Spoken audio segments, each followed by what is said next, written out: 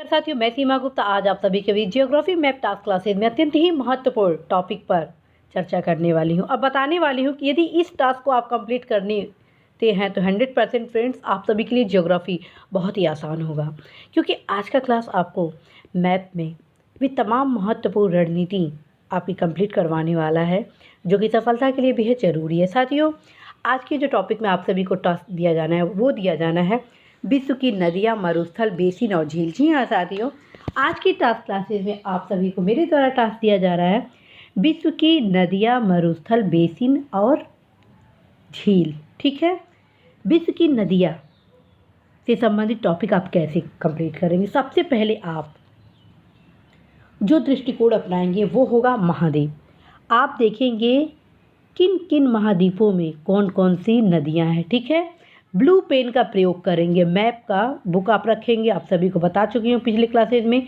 कि आप सभी ऑक्सफोर्ड अथवा टीटी के मैप का बुक रखेंगे, एज वेल एज आप वॉल मैप भी जरूर रखेंगे।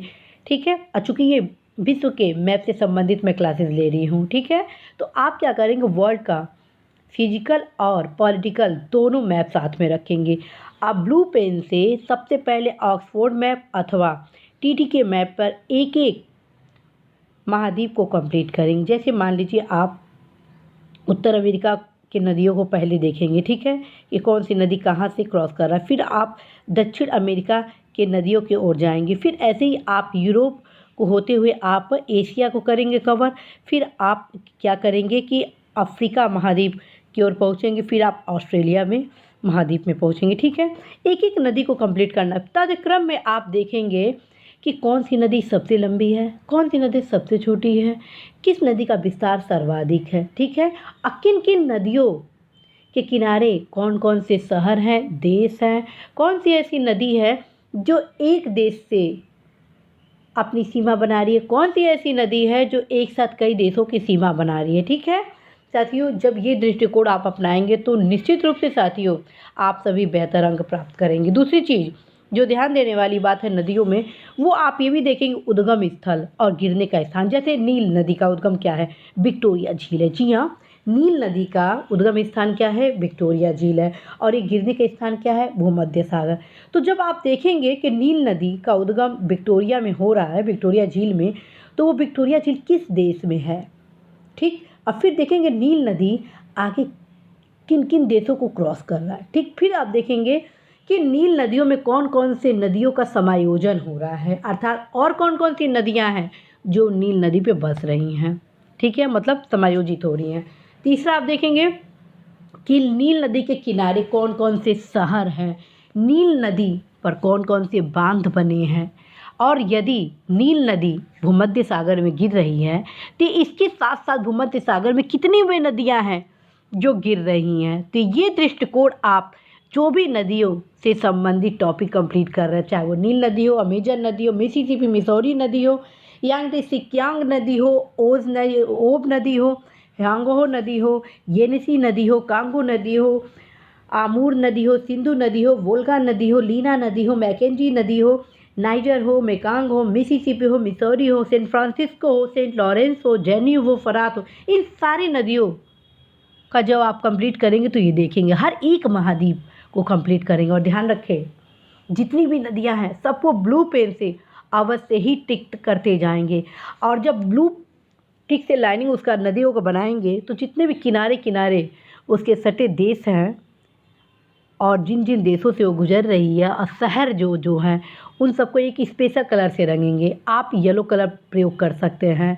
ठीक है, जो जितने भी आपके छोटे छोटे शहर जो नगर बसे हुए हैं। साथियों मानिए, यदि इस टास्क क्लास को आप कंप्लीट करते हैं तो आप किसी भी प्रकार के क्वेश्चन को कर सकते हैं। ध्यान रखें, जब आप नदियों को कलर कर रहे होंगे तो ये भी देखिएगा कि कौन सी नदी उत्तर में है और कौन सी ऐसी नदी है जो दक्षिण में है। यानी कि आपको हर एक टॉपिक पर north to south, west to east, east to west सारे आयाम को देखना है। यही क्रम साथियों आप सभी मरुस्थल में भी देखेंगे कि कौन कौन से ऐसे मरुस्थल हैं जो किन किन महाद्वीपों में स्थित है। यदि आप ये सारे आयाम से तैयारी करते हैं तो बहुत ही बेहतर अंक आप प्राप्त करेंगे। साथियों कहा जाता है कि यदि सही दिशा निर्देश में आप तैयारी करते हैं तो 100% आप सभी बेहतर अंक प्राप्त करेंगे ही करेंगे।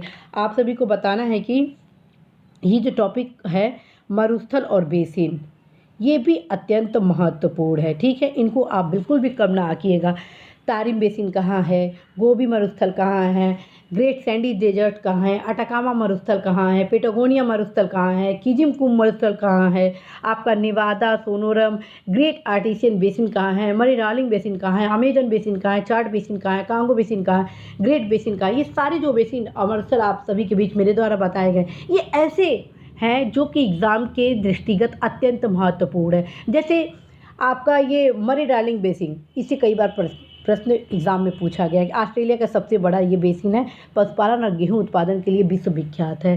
कांगो बेसिन भी अत्यंत महत्वपूर्ण है आपके लिए, चाहे तारिम बेसिन हो, चीन या तिएनशान और कुनलुन से घिरा एक अंतर पर्वतीय मरुस्थल है। अर्थात आपको ये भी देखना है कि कौन सा बेसिन किन दो देशों के बीच, कौन सा ऐसा बेसिन है जो पर्वत शिखर के बीच है, उसका लोकेशन, सारे आयाम को आप कंप्लीट करेंगे। निश्चित रूप से फ्रेंड्स, आप सभी के लिए ये जो टॉपिक है बहुत ही बेहतर होगा। किसी भी प्रकार से क्वेश्चन पूछेगा आप कर लेंगे।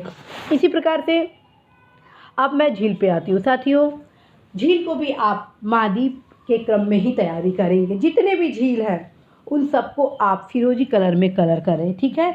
आप क्या करें, फिरोजी कलर में झील को कलर करें। क्यों फिरोजी कलर? क्योंकि आपकी जो नदियां हैं वो ब्लू कलर से हो गई पेन से। इसको स्केच रखिए, स्केच से आप कलर करिए। ऑक्सफोर्ड मैप कंप्लीट करें या टीटी के, लेकिन साथ में आप सभी अवश्य ही अनिवार्य रूप से पॉलिटिकल और फिजिकल वाल मैप जरूर साथ में प्रैक्टिस करेंगे, तब ये मैप का क्लास आपका कंप्लीट होगा।